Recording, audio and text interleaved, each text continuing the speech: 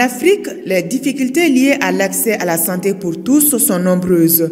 Les effets du changement climatique, la crise sécuritaire, les inondations, la gestion des épidémies, la santé de la mère et de l'enfant, l'accès à des produits sanguins de qualité et la santé bucco-dentaire sont autant de défis que les pays africains doivent relever. C'est précisément pour prendre des mesures concrètes et partager des expériences que le comité régional de l'OMS pour l'Afrique se réunit à Lusaka en République de la Zambie pour sa 75e session. Malgré ces menaces sanitaires, certains pays comme le Mali ont réussi à mettre en œuvre des politiques gouvernementales qui ont eu un impact significatif sur la santé des populations. Il y a eu beaucoup de réalisations, notamment les hôpitaux de Kati, l'hôpital du Mali et même le laboratoire Petro au niveau de l'Institut national de santé publique, sans compter tous les autres équipements et des moyens logistiques que nous avons eus. En plus des centres de dialyse offerts gracieusement par le président de la transition, il y a des centres de dialyse qui sont un peu partout dans le pays. Sous le leadership visionnaire de son Excellence, le capitaine Ibrahim Traoré, président du Faso, chef de l'État, c'est 12% du budget de l'État alloué au ministère de la Santé, malgré le contexte sécuritaire et humanitaire que le pays connaît.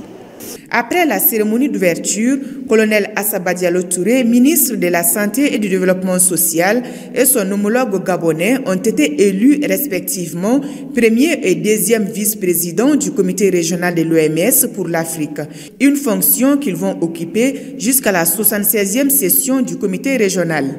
Un honneur pour le Mali. C'est la première fois à ma connaissance que notre pays soit honoré jusqu'à ce niveau. Si on a été sélectionné et accepté par l'ensemble des ministres de la Santé des pays de l'Afrique, c'est grâce franchement au leadership de notre président de la République, c'est grâce au leadership du gouvernement malien, mais surtout grâce au leadership de Madame la ministre de la Santé.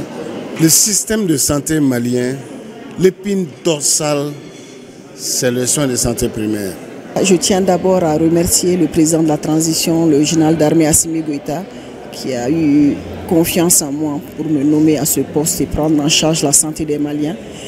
Et remercier le chef du gouvernement, le général de division Abdoulaye Maïga, pour la confiance portée à ma modeste portante pour gérer la santé des Maliens. Et on remercie la Zambie pour l'organisation de ce sommet régional, félicite le directeur régional pour sa nomination et pour la confiance qu'ils ont placée à ma modeste personne. Cette confiance est non seulement à moi, mais à tout le Mali et surtout à tout le personnel socio-sanitaire du Mali. Leur dire que nous prenons acte et nous voyons l'immensité des défis et ensemble nous arriverons à faire ce que nous pourrons pour la santé des Africains. Selon le premier responsable de l'OMS pour l'Afrique, les défis sont complexes mais pas insurmontables. Pour lui, les personnes les plus vulnérables doivent être placées au cœur de toute intervention sanitaire. Quant au chef de l'État zambien, son Excellence Hakainde Hichilema, qui a présidé la cérémonie d'ouverture, il a souligné que les pays africains doivent tirer les leçons de la COVID-19, harmoniser la réglementation sanitaire, bâtir la résilience et s'engager à soutenir les objectifs stratégiques de l'OMS. À son initiative, la Zambie a augmenté son budget de la santé qui est passé de 7% à 12%.